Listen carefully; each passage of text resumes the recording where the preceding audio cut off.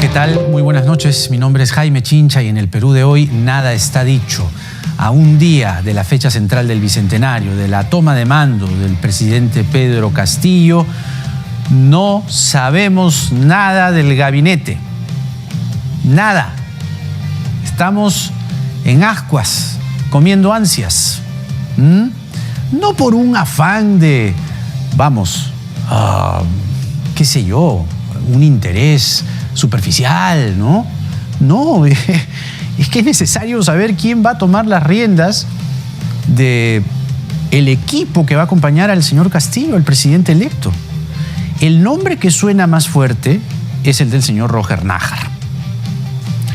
Y la verdad es que el señor Roger Nájar, además de ser una persona muy cercana a Vladimir Cerrón, tiene un pasado que lo coloca en serios conflictos morales, éticos y de principios. Ya en el Twitter, la izquierda progresista está levantando la voz. Indira Wilca, Marisa Glave, ya lo vamos a comentar luego. Y entonces, con ese solo rumor, porque ni siquiera hay nada confirmado, el señor Nájar en declaraciones en la víspera dijo que el señor presidente jure y ahí se conocerá. Por lo menos hay que saber quién va a PCM, quién va a salud en una pandemia y quién va al Ministerio de Economía y Finanzas. Los nombres que más suenan, pero ya les digo, suenan pues así como trascendidos, ¿no? Es Franque en Economía y Finanzas, Pedro Franque, y Hernando Ceballos en el MINSA. Y Nájar en la presidencia del Consejo de Ministros. No se sabe más. Y como le digo, son sueltos, ¿ah? No hay nada oficial ni nada confirmado. A esta hora de la noche, el señor Evo Morales está ubicado en el local de Breña, donde despacha o donde vive, donde reside el presidente electo. Tenemos un equipo periodístico ahí y no bien tengamos novedades, nos vamos a conectar en directo. Pero el señor Morales se reunió más temprano con el congresista Guillermo Bermejo. Veamos un extracto de su declaración. ¿Hasta cuándo los que llegaron hace más de 500 años o después de la Primera o Segunda Guerra Mundial nos vengan a dominar acá? Si comparten nuestra ideología, bienvenido. Y si no, estamos enfrentados lamentablemente. Y ahora, hermanas y hermanos, felizmente estamos acá, compañeros congresistas, compañeros, que juntos tenemos que trabajar para una América plurinacional. Plurinacional, como él llamaba a Bolivia, ¿no? La República Plurinacional de Bolivia. Vladimir Cerrón tiene permiso de la justicia hasta el 20 de agosto, esto se ha conocido hoy a través de RPP. Se ha autorizado la Corte Superior Nacional de Justicia Penal Especializada, el Juzgado de Investigación Preparatoria Nacional Permanente especializado en delitos de corrupción de funcionarios. Le ha otorgado este permiso desde el 17 de julio al 20 de agosto del 2021. Vamos, nuestros políticos, por lo menos la gran mayoría, requiere de un permiso judicial, ¿no? A lo que hemos llegado. Así estamos. Además, su retorno tiene que ser a Junín bajo expreso apercibimiento de revocarse la medida de comparecencia con restricciones al día siguiente. El 20, para el 21 ya tiene que estar yendo de vuelta a Junín.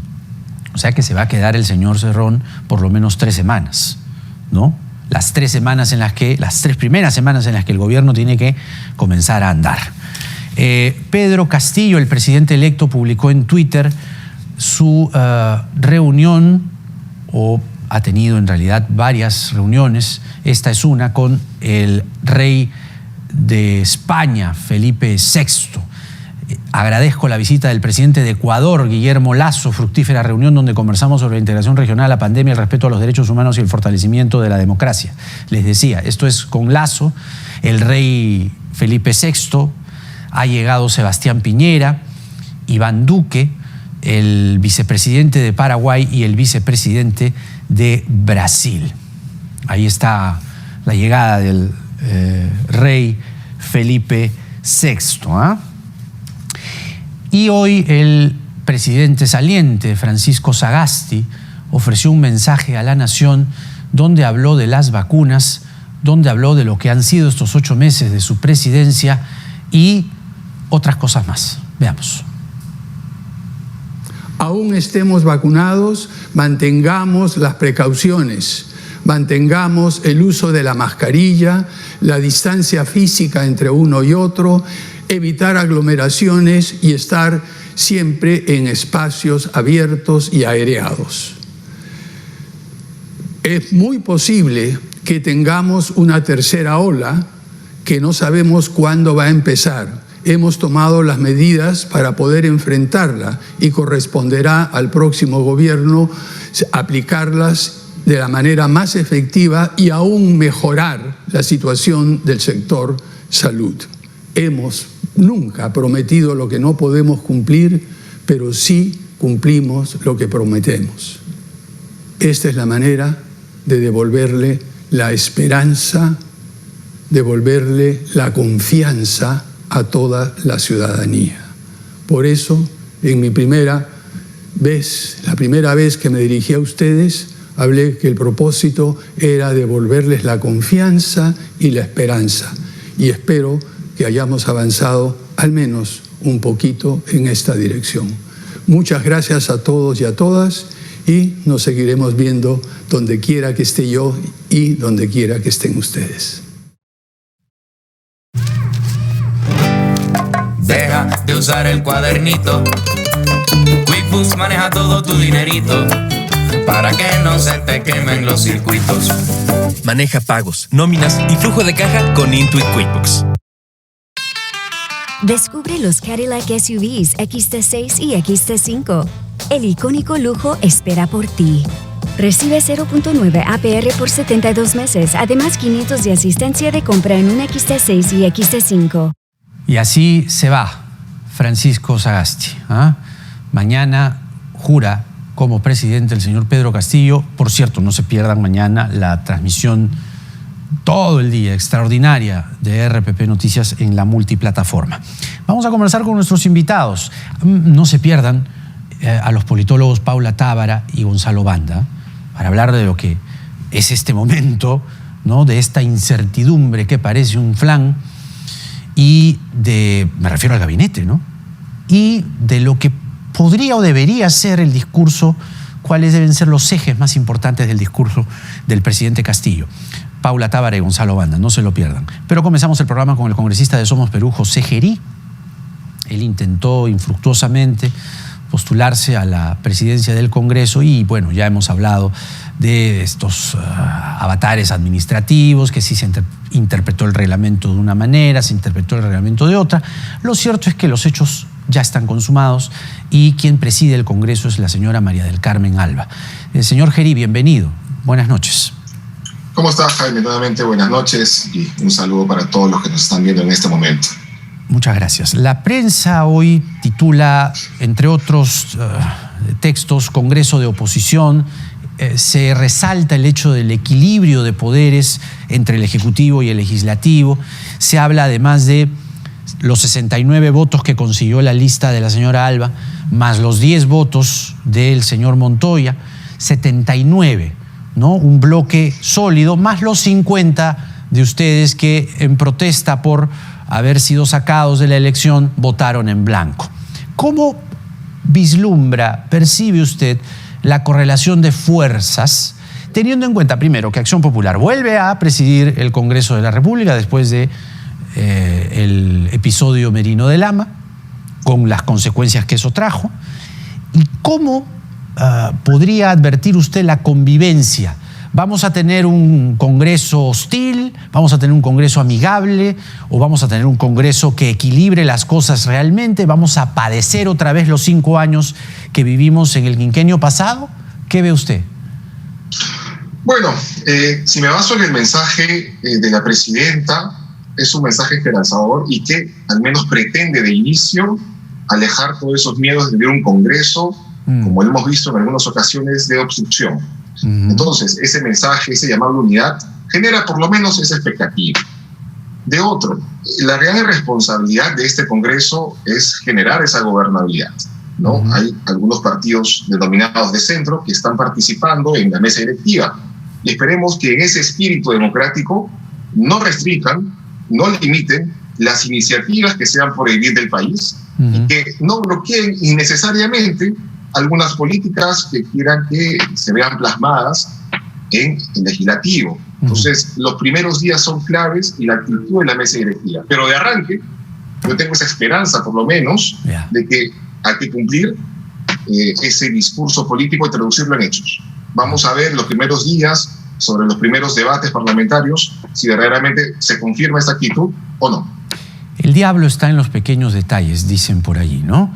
Y un pequeño detalle es el que señaló la propia señora Alba, reivindicando la presidencia efímera del señor Merino de Lama, y decía con las consecuencias que no son pocas, la muerte de 2 jóvenes aún sin haberse hecho justicia, o por lo menos no tener a los responsables procesados debidamente.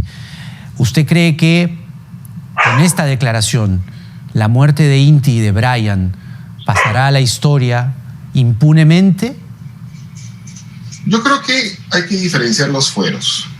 Hay investigaciones que tendrán que tomarse por su vía legal, ¿no? Yo creo que debemos alejar el espíritu que ha tenido los congresos anteriores, ¿no? Por lo pronto, esa es mi apreciación personal.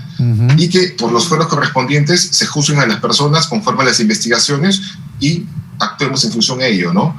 Obviamente fueron temas muy sensibles para la ciudadanía, para todos nosotros en general, pero dejemos de lado ese tipo de situaciones que pueden hacer que nuevamente surjan enfrentamientos políticos de arranque. Yo considero que los fueros competentes son los que tienen que pronunciarse sobre el particular. ¿Cómo se gestó la lista que finalmente no llegó siquiera a postularse? Y allí viene una observación, si quiere usted, ideológica, que no es una cosa distante, es todo lo contrario. En el Congreso uno discute con una ideología que lleva de un partido. Bueno, eso es la teoría en realidad, porque hay una crisis de partidos que no podemos negar. ¿Qué lo hizo a usted convencerse de encabezar una lista con Perú Libre y si se desmarcaron de algunos asuntos radicales que Perú Libre quiere impulsar, como por ejemplo la Asamblea Constituyente? Es que precisamente los consensos se generan sobre las posiciones de cada partido. Yo no considero que, a diferencia de años anteriores, todavía continúe una crisis de partidos políticos. Yo más bien considero que estamos en un proceso nuevo y los partidos van tomando identidad. Y producto de esa identidad se generan los diálogos, como acabo de decir hace un momento. Y esos diálogos generaron y impulsaron esta lista de consenso. Por ejemplo, hay temas álgidos que muchos de inicio nos preocupamos, pero creo que cada partido ha sido bien claro en sus posiciones. Concretamente, un ejemplo, el tema de la Constitución. El partido Perú Libre pretende cambiar la Constitución por intermedio de una asamblea constituyente, por ejemplo. Somos Perú ha sido bien claro y bien coherente en todo este tiempo de que no es el momento y que tampoco es preciso abrir una caja de Pandora, lo que llamamos nosotros, aprobando o modificando. Pero ellos sí quieren, entonces, ¿cómo se gestó esa convivencia? Ellos sí quieren la nueva Constitución. ¿Y usted los consensos grupales que coincidieron en la lista se gestaron en 3 ejes, en el tema de reactivación, en educación y en salud. Los demás temas son temas abanderados de cada partido político que en forma constitucional y legal podrán llevar. Porque hay que entender que todo este proceso de reforma constitucional y lo que pueda venir en el futuro es un tema de un año. La mesa directiva tiene un año de duración. Entonces, en este primer año, el acuerdo se centró en esos 3 ejes. Cada partido, y vuelvo a insistir, mantendrá, impulsará su agenda y la mesa directiva ser clara en respetar los procedimientos que están claros en el reglamento del Congreso, los que no permiten interpretaciones como le pasó a la lista, y evidentemente continuará con su agenda. Pero la mesa tiene que ser imparcial. El otro tema, además de la agenda, es quién trae esa agenda. Y es el señor que ha estado paseándose por todos lados y que de portero no tiene nada, que responde al nombre de Vladimir Cerrón, secretario general de Perú Libre, que quiere impulsar una asamblea constituyente, que quiere impulsar una ley que regule a los medios de comunicación, que quiere impulsar que aquí se instaure una república del socialismo del siglo XXI, si quiere usted, y con las consecuencias que eso puede traer, restricción de libertades. La Asamblea Constituyente, si miramos los procesos del socialismo del siglo XXI en otros países, las libertades se han restringido. Se han cambiado constituciones para que el poder se quede en quien lo toma. Y además lo dice en el Congreso del día sábado. Si el gobierno no se conduce en las líneas que impulsa Perú Libre, será el partido el que lo conduzca al señor Castillo a ir por esa senda, la senda del ideario de Perú Libre, que era justamente lo que el señor Castillo trató de desmarcarse, sobre todo en la segunda vuelta, acogiéndose con el ala moderada de la izquierda progresista de Verónica Mendoza y compañía. Pero en el Congreso hay representantes, voces del señor Cerrón. ¿Cómo convivir con esa agenda? Bueno, como nos hemos dado cuenta, esto es un tema de votos, ¿no? Yo vuelvo a insistir, cada partido mantendrá y embanderará su agenda política que va a responder a sus ciudadanos como tiene que ser. Pero distinto es que, bueno, logre la votación mayoritaria en el Congreso, que logre los consensos. Es distinto, ¿no? Yo sí creo firmemente que cada partido que ha hecho un ofrecimiento político tiene que ser consecuente. Estoy de acuerdo, pero es decisión finalmente de cada partido en qué matiz lo va a presentar, en qué momento lo va a presentar. Ajá. Por nuestro lado, si hubiéramos tenido la oportunidad de presidir el Congreso, hubiéramos sido respetuosos de los procedimientos que establece la Constitución. No era una agenda prioritaria, por ejemplo, el tema que tú estás planteando del tema constituyente, el tema de una nueva Constitución, porque aún no hemos vencido la pandemia. Y esa era la primera prioridad, dar esa gobernabilidad al gobierno que inicia, al gobierno del Bicentenario, para que, bueno, convivamos el primer año en tranquilidad, en armonía, alejado de esta polarización, pues, que se ha visto en campaña, ¿no? Porque lo más grave al final no es la discusión política, porque si somos claros y honestos, hay sectores que han sido descuidados y que la pandemia nos hizo ver la cruda realidad. Un modelo que se dice exitoso dejó en el abandono o casi en condición de agonía al sector salud, al sector educación, reivindicaciones sociales, si se quiere. Eso sí, pero el problema es que el señor Cerrón está condenado por corrupción. El señor Cerrón tiene hasta el 20 de agosto nomás para quedarse. Y lo que se señala es que uno de sus hombres es Roger Nájar, que de acuerdo al poco manejo de información que se tiene en el círculo más cercano o más próximo del señor Castillo, es lo poquito que se sabe. Y ya hay voces en el Twitter, Marisa Glave, Indira Wilca, que rechazan la designación, es decir, la izquierda progresista, rechaza la inclusión, la posibilidad, si quiere, de que sea Nájar un presidente del Consejo de Ministros. ¿Cómo tomaría usted como parlamentario, porque le tienen que dar el voto de confianza al final, si Nájar es quien asume la presidencia del Consejo de Ministros? Bueno, finalmente eso lo decidirá la propuesta, todo el gabinete, el presidente Pedro Castillo. Los temas, cómo maneje los asuntos en su partido, es un tema que le corresponde a él, porque él es parte de ese partido y es el presidente de todos los peruanos. Entonces, vamos al hecho de que cómo se configuraría este gabinete en buena cuenta.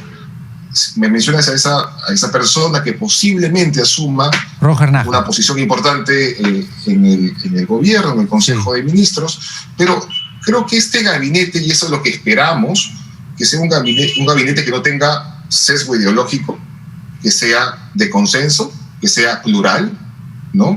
Y que tenga como mensaje claro la tranquilidad que el país necesite.